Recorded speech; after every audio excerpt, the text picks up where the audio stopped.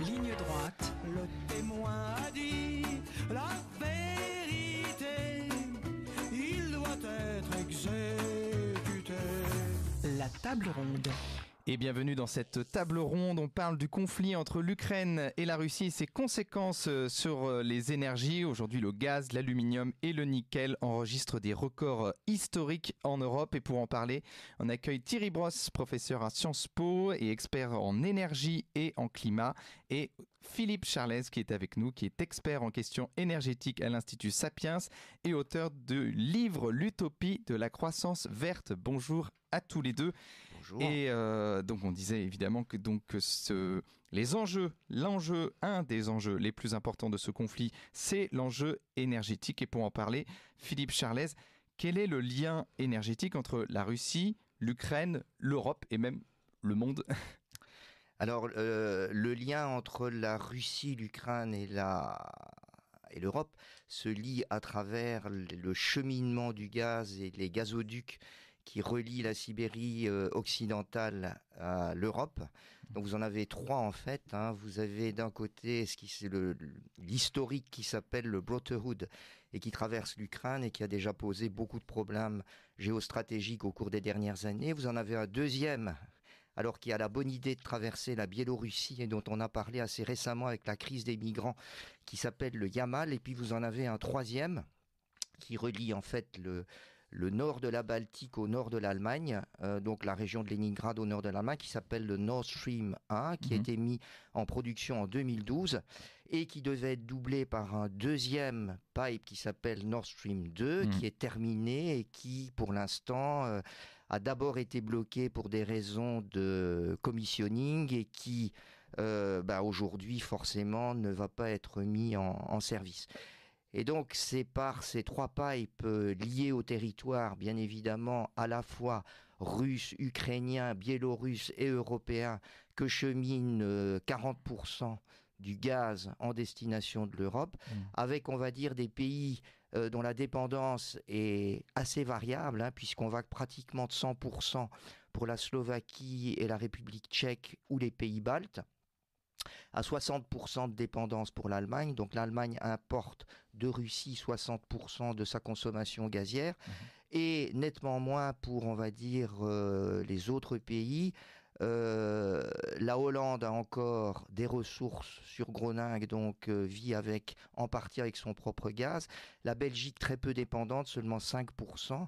De même que l'Espagne, pratiquement zéro. La France, elle est intermédiaire avec 17% de dépendance pétrolière. Donc on voit que d'un côté, le système gazier est complètement lié au territoire et qu'on ne peut pas du tout le changer du jour au lendemain. Et que deuxièmement, notre approvisionnement gazier, il est fortement lié à la Russie. Et Thierry Brosse, au niveau mondial, est-ce que la Russie a un véritable poids énergétique et est-ce que ça peut être un argument dans sa diplomatie internationale ?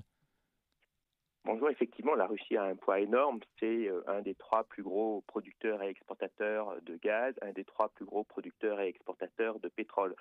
Et donc, effectivement, la Russie peut utiliser ces matières premières. Elle les utilise d'ailleurs, puisque je rappelle que chaque mois, nous, Français, envoyons de l'ordre de $1 milliard pour notre facture gazière à Gazprom.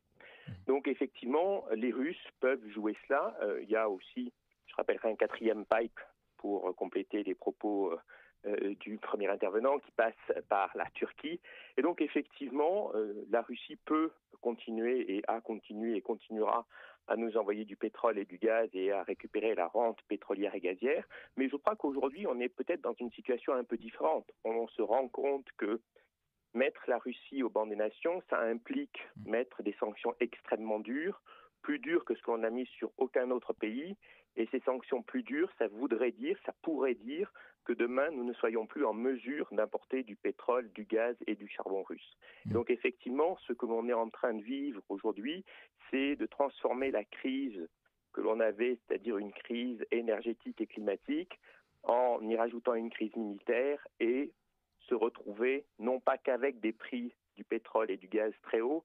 Le prix du gaz aujourd'hui en équivalent pétrole, c'est de l'ordre de $300 par baril, pour vous donner un ordre de grandeur. Le prix du charbon est multiplié par 2 hier. mais aussi se retrouver avec peut-être des blackouts et une impossibilité de satisfaire toute la demande européenne.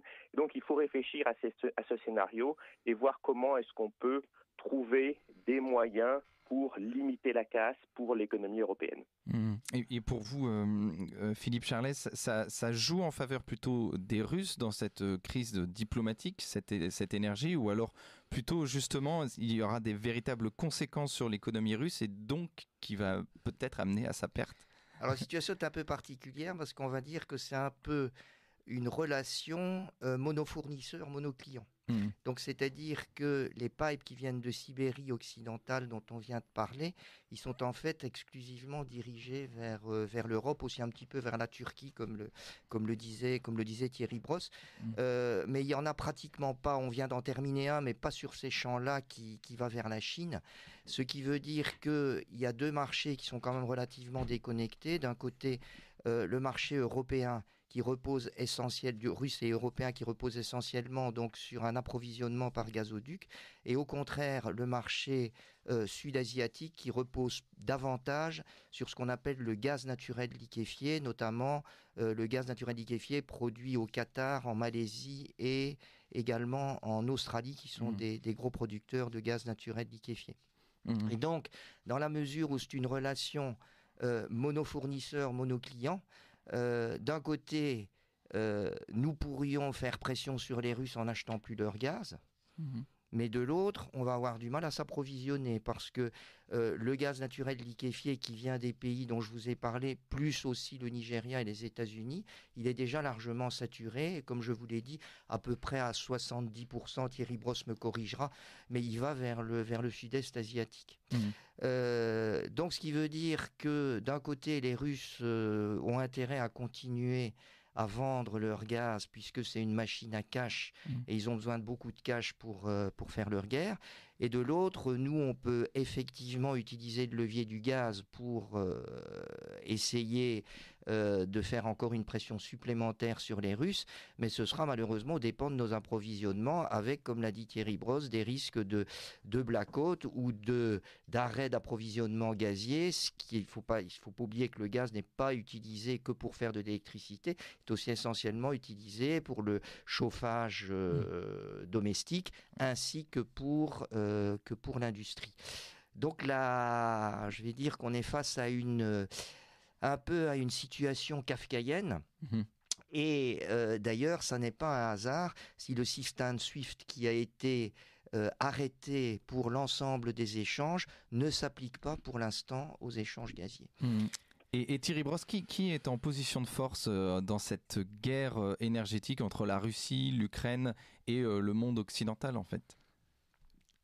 L'Ukraine est en position de faiblesse, ça c'est certain. Pour le reste, effectivement, cela dépend. Si on laisse toujours la main à Vladimir Poutine, nous sommes en position de faiblesse, mais nous pouvons aussi imaginer agir et non pas réagir.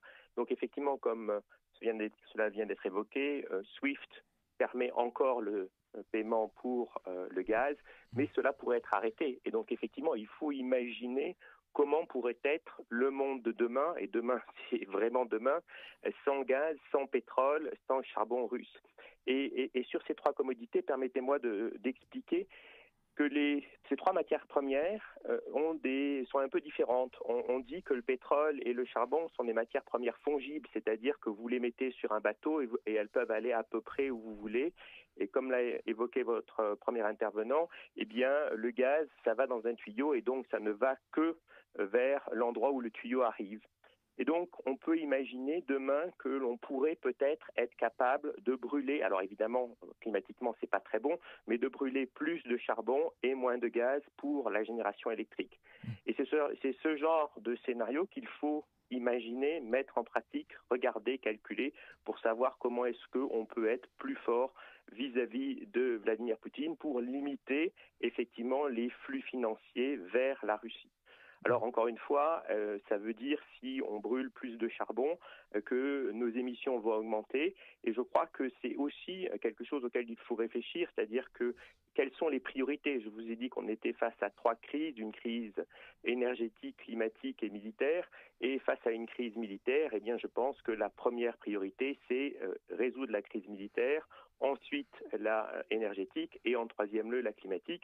Et donc cette première question, donc Philippe Charlez, donc quel est le risque concret sur la population européenne et française en particulier ? Alors, je pense qu'il faut d'abord revenir un tout petit peu en arrière, c'est-à-dire que la crise énergétique ne date pas de la crise ukrainienne, elle est apparue en fait à l'été dernier et n'est absolument pas liée aux problèmes actuels. Elle était, je vais dire, latente depuis un certain nombre d'années et le problème a un peu été occulté par la pandémie de 2020. En ce sens que depuis 2015, on assiste d'un côté à une baisse assez radicale des investissements dans l'exploration et le développement de nouveaux champs pétroliers et gaziers. Les investissements en 2014 étaient de 780 milliards de dollars sur l'ensemble de la planète et ils sont aujourd'hui de 320 milliards de dollars. C'était 320 en 2021. Donc on a à peu près diminué par deux les investissements.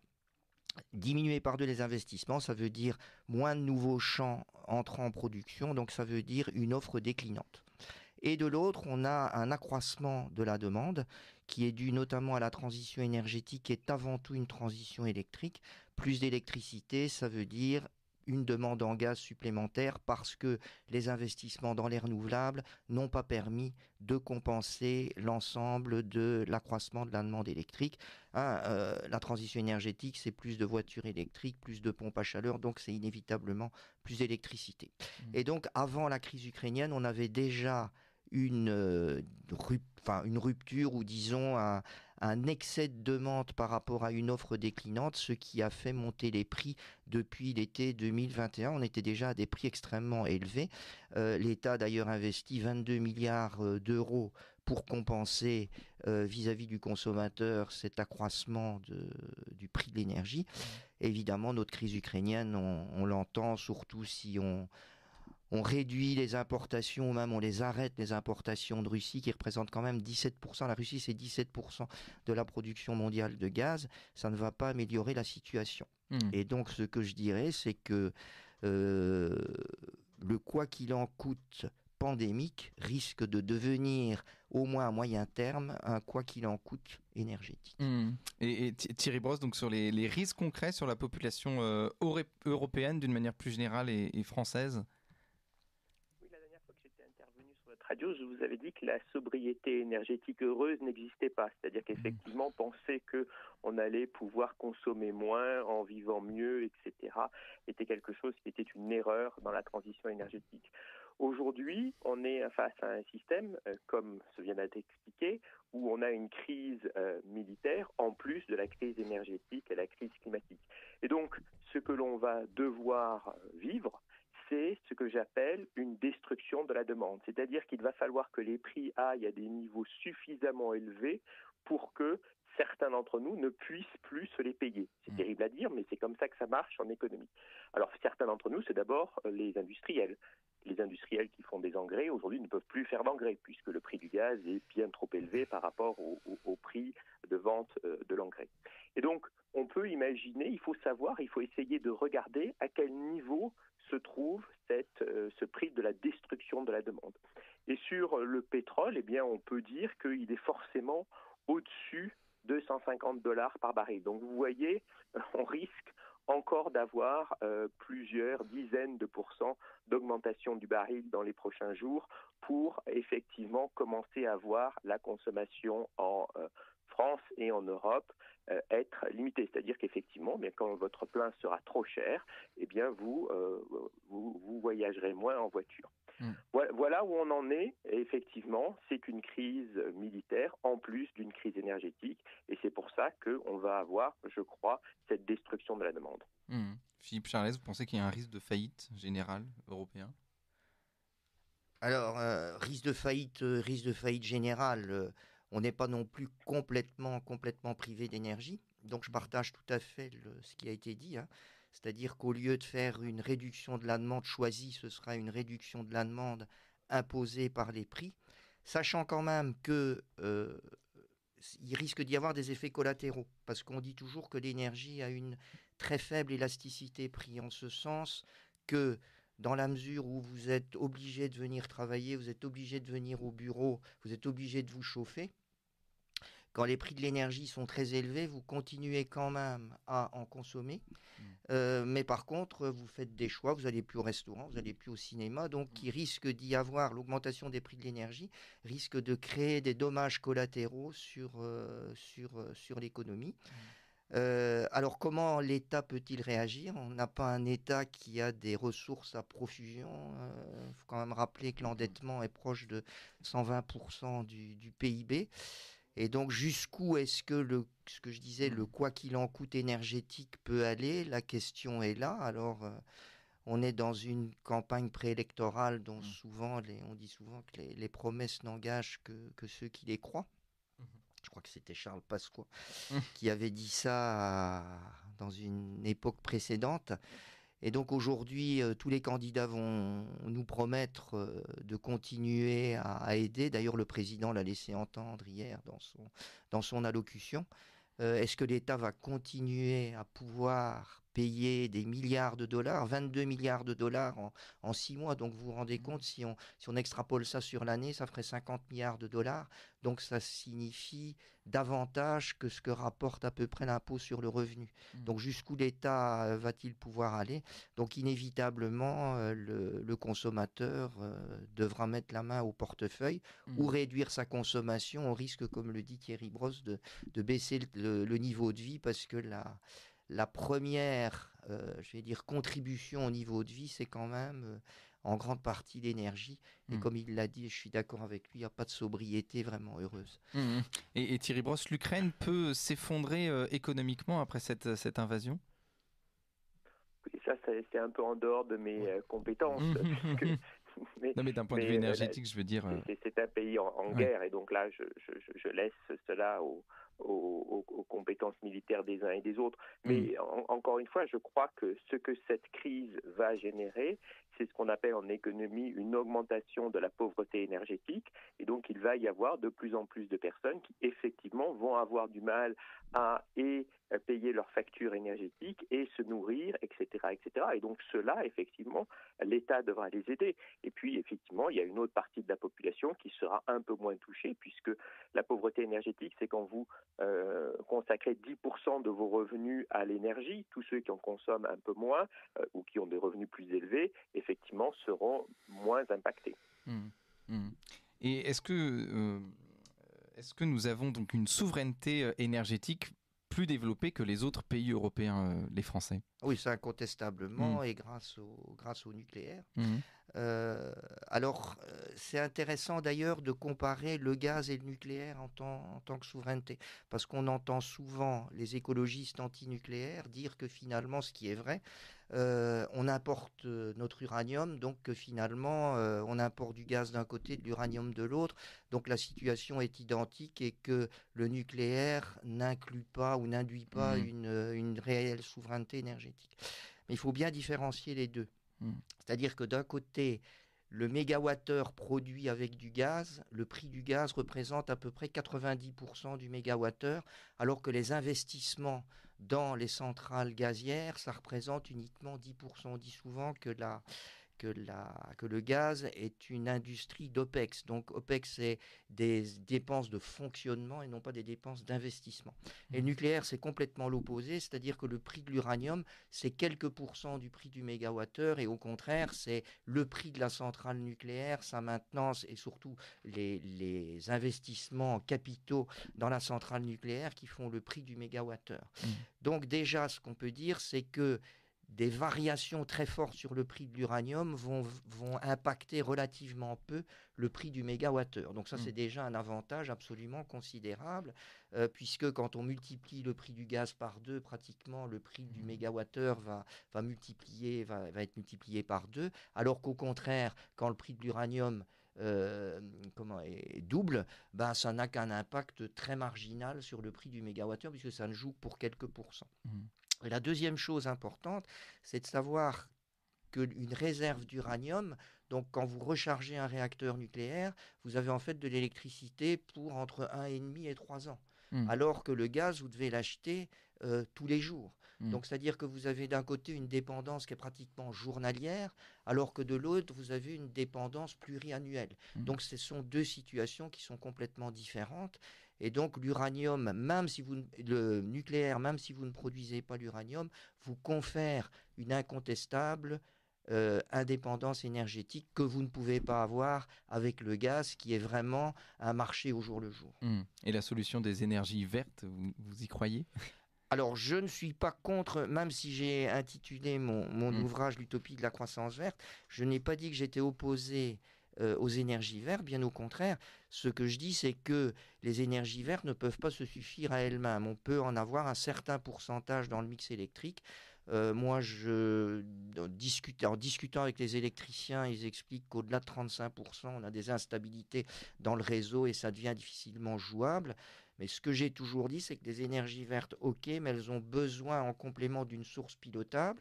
Cette source pilotable, si on ne veut pas le charbon, ne peut être que le gaz ou le nucléaire. Et comme aujourd'hui, on essaye tant que possible d'acheter moins de gaz, la solution, c'est le nucléaire.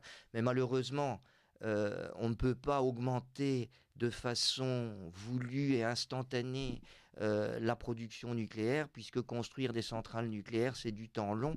Donc, ce qui veut dire qu'aujourd'hui, on va être obligé de mixer les deux. Mais incontestablement, pour terminer et répondre à votre question, c'est que la France a un avantage compétitif incontestable en ayant gardé son nucléaire et les messages du président qui ont annoncé finalement quand même un virage assez radical dans son discours de Belfort, que notre retour vers le nucléaire, ça va dans le bon sens. Je pense que le nombre d'EPR qu'il propose n'est pas suffisant. Il parle de, si je me souviens bien, c'était 6 plus 8, ça fait 14. Moi, selon mes calculs, si on voulait vraiment être décarboné en 2050, il faut à peu près une trentaine de nouvelles EPR, notamment pour compenser les centrales qui, même si elles sont prolongées en 2050, il y en a un certain nombre qui devront être fermées. Et Thierry Brosse, c'est un avantage diplomatique, cette souveraineté énergétique de la France par rapport aux autres pays d'Europe ? Oui et non, oui, parce qu'effectivement, la France, comme cela vient d'être rappelé, a cette souveraineté énergétique, mais encore une fois, il faut bien se rendre compte que la France est à l'intérieur de l'Europe et qu'à la fin, l'électron ou la molécule, il est réparti sur la plaque européenne, et donc on doit regarder aussi le prisme européen. Je voudrais juste revenir sur un point sur le nucléaire et le gaz. Effectivement, l'un est en temps long et l'autre est en temps un peu plus court ou moyen terme. Et donc, on va être obligé de remettre en construction et du nucléaire et des centrales à gaz et du renouvelable. Et je crois que l'indépendance énergétique, elle est aussi ce que Churchill avait évoqué, c'est-à-dire la diversification des approvisionnements, c'est-à-dire qu'il va falloir aller chercher du gaz dans d'autres pays, aller chercher du gaz avec des partenaires divers et variés et surtout ne pas être dépendant d'un partenaire à plus de 30%. Vous voulez rebondir là-dessus ? Oui, alors ce que je peux dire aussi, puisque j'avais beaucoup travaillé dans les années 2010-2014 sur les gaz de schiste, j'avais même publié un livre sur les gaz de schiste. Et dans les années 2010-2014, il y a eu un énorme débat en France, si vous vous souvenez, sur les gaz de schiste, un débat à la fois sociétal, et puis derrière un débat économique, parce qu'en fait, le développement des gaz de schiste au prix du gaz de l'époque, on était vraiment à la limite de l'économie. Il faut savoir aujourd'hui, donc Thierry Brosse le disait, on est à un baril équivalent en gaz qui est à $300.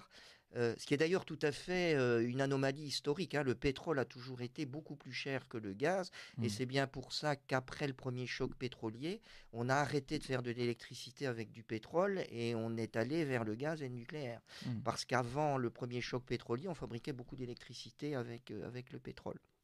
Et donc aujourd'hui, à ces prix, je vais dire stratosphériques, alors bon, ils diminueront peut-être un petit peu, on espère quand même que ce conflit va se résoudre le plus rapidement possible, mais comme j'ai dit, il y avait réellement une crise énergétique avec une rupture structurelle offre-demande, et donc moi je suis convaincu que les prix vont rester très hauts, et donc aujourd'hui, on pourrait très bien essayer aussi de réfléchir à valoriser le gaz de schiste en Europe.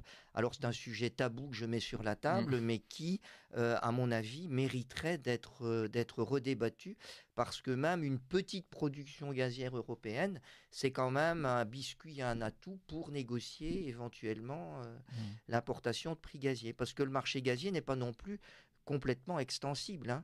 Il est aujourd'hui assez saturé. Rendez-vous compte, la Russie, 17% de l'approvisionnement mondial, coupé 17% du jour au lendemain, vous avez alors une rupture absolument structurelle et long terme. D'autant que le pétrole, le gaz, c'est un peu comme le nucléaire, c'est quand même aussi du long terme.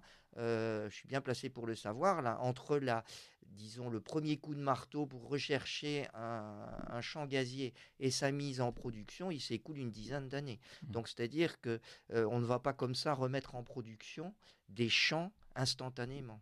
Donc, on est bien dans le temps long, et c'est pour ça que les réactions par rapport à une situation, une crise instantanée, c'est quand même relativement complexe. Et Thierry Brosse, sur le gaz de schiste, vous pensez que c'est une solution pour anticiper une souveraineté énergétique de la France ? Écoutez, moi aussi, j'ai rédigé un livre sur le gaz de schiste aux États-Unis et j'avais expliqué en 2012 que ça allait changer la géopolitique, puisque effectivement le prix du gaz en Europe n'allait plus être que dicté par la Russie, mais co-dicté par la Russie et les US. Et heureusement, finalement, que les États-Unis ont mis en production tous ces champs de gaz de schiste. Effectivement, il y a eu un débat européen et ce débat est clos.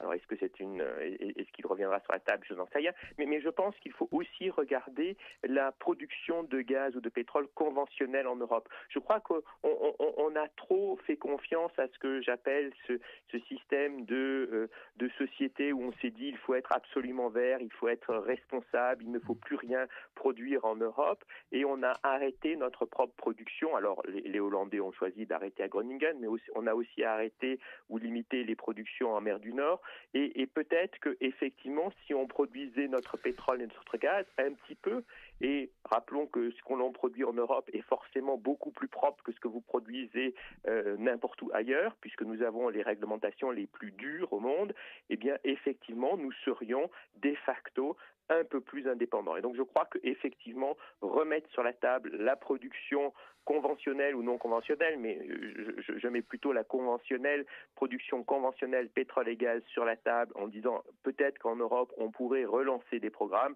ne me semble pas complètement aberrant dans cette crise. Philippe Charlez.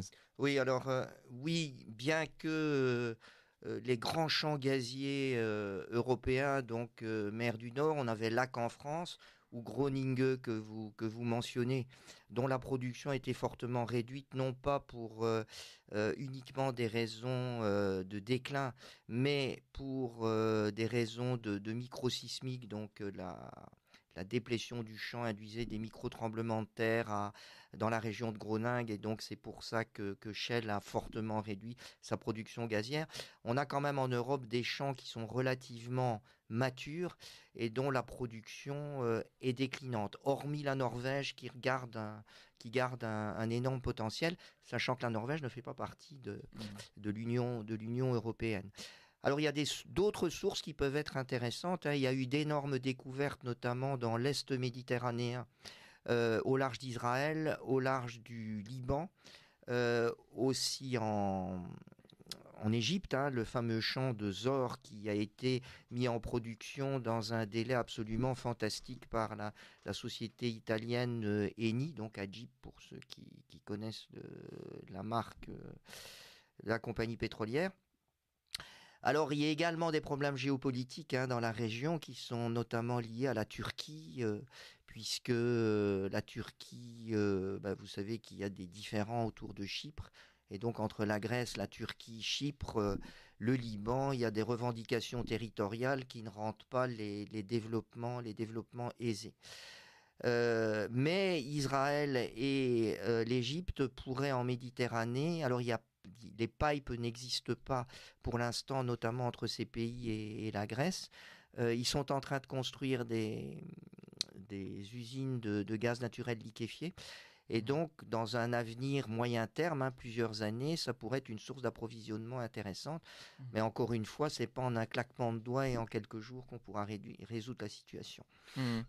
Thierry Brosse, je voulais vous parler aussi donc de ce bouleversement des alliances diplomatiques et géopolitiques que peuvent avoir les pays producteurs des ressources par rapport à la France, par rapport à l'Europe. On a vu par exemple l'arrivée du gaz de schiste aux États-Unis a complètement bouleversé aussi son rapport avec le Moyen-Orient. Est-ce que vous pensez qu'aujourd'hui en Russie, si on trouve d'autres solutions au gaz, ça pourrait complètement changer notre rapport à ce conflit entre la Russie et l'Ukraine? Oui, je crois que là, il faut regarder aussi le temps long. Et effectivement, nous avons une crise militaire à résoudre le plus vite possible pour limiter le nombre de morts. Et de l'autre côté, nous avons un mix énergétique qui, lui, va prendre la décennie. Mais vous avez raison. La chanson au tout début de notre interview était très appropriée. Les pays producteurs veulent beaucoup d'argent pour leur pétrole et pour leur gaz. Et ils en veulent d'autant plus que, effectivement, nous avons fait une erreur de penser que nous aurions besoin de moins de pétrole et moins de gaz dans cette transition énergétique, comme cela a été évoqué tout à l'heure. Et donc, nous allons devoir négocier avec des pays producteurs, la Russie, aujourd'hui, peut-être plus demain, l'OPEP pour le pétrole, qui veulent du pétrole à plus de $100 le baril de façon à peu près long terme et constante pour rémunérer leurs investissements. Et je crois que c'est ça le nouveau monde. Le nouveau monde, c'est effectivement un monde où l'énergie sera plus chère et effectivement, ça change aussi la donne sur le renouvelable. C'est-à-dire que effectivement, le renouvelable dans ce système-là devient profitable et donc devrait pouvoir être déployé plus vite et sans subvention au bénéfice de la sécurité d'approvisionnement du moment qu'on le fait le plus vite possible et encore une fois en partenariat avec toutes les autres énergies puisque aujourd'hui nous allons manquer d'énergie. Sur le renouvelable? Oh, j'ai pas grand-chose à rajouter. Alors c'est vrai que le renouvelable c'est un temps quand même un petit peu plus court. On met en œuvre plus rapidement des panneaux solaires et des éoliennes que des réacteurs nucléaires ou qu'on développe des champs gaziers ou pétroliers. Peut-être faut-il repenser au pétrole pour produire Thierry Brosse parlait du charbon, mais le pétrole est aussi une possibilité pour produire de l'électricité. Et quand le gaz est 2 fois plus cher que le pétrole, on peut se reposer la question du pétrole. Il y a quand même encore un certain nombre de centrales à fioul dans le monde, pas énormément, mais enfin, ça peut être au moins, je vais dire, un petit approvisionnement de compensation. Quant aux renouvelables, on ne peut pas non plus se mettre à ne développer de façon tout à fait énorme les renouvelables, dans la mesure où, comme je vous l'ai dit, de toute façon, vous avez besoin d'une source pilotable derrière. Cette année, au mois de janvier, à l'heure de pointe, à 19h, le soleil plus l'éolien fournissait 2% de l'électricité. Donc si vous n'avez pas derrière des sources renouvelables, des sources pilotables pour compenser, à ce moment-là, on entre dans la sobriété énergétique subie, comme on l'a dit, elle ne sera pas nécessairement heureuse quand il fait 0 degré en janvier. Et pour finir, Thierry Brosse, donc comment va se finir cette crise énergétique? Est-ce que le prix de l'essence va aller au-delà de 2 €, vous pensez, dans certaines pompes à essence? Il y est déjà. Il y est déjà. Elle y est déjà, oui. Comment Alors, le réduire en 30 secondes? Oui, je crois qu'on est face à une nouvelle page énergétique et donc c'est ça aussi notre avantage, c'est de réfléchir à comment est-ce qu'on peut faire l'énergie de 2030 le plus décarbonée possible et avec une sécurité d'approvisionnement la plus importante possible au profit des Français. Et de ce côté-là, je rebondis sur ce que Thierry Brosse avait dit, c'est l'Europe. La transition énergétique, on l'a vu, c'est beaucoup d'électricité et puis aussi du gaz inévitablement parce que le nucléaire ne pourra pas tout faire. Le gaz et l'électricité, c'est fortement lié au territoire. Il n'y a pas de frontière au gaz et à l'électricité pour les véhiculer. Et donc ça veut dire que j'espère que ce conflit que l'Europe va prendre conscience de l'importance de l'intégration énergétique européenne, ce qui n'a pas toujours été le cas au cours de ces 20 dernières années, avec des pays qui ont plutôt fait égoïstement une transition énergétique nationale. Merci beaucoup Thierry Brosse, professeur à Sciences Po, et Philippe Charlez. On rappelle que vous êtes l'auteur de l'Utopie de la croissance verte.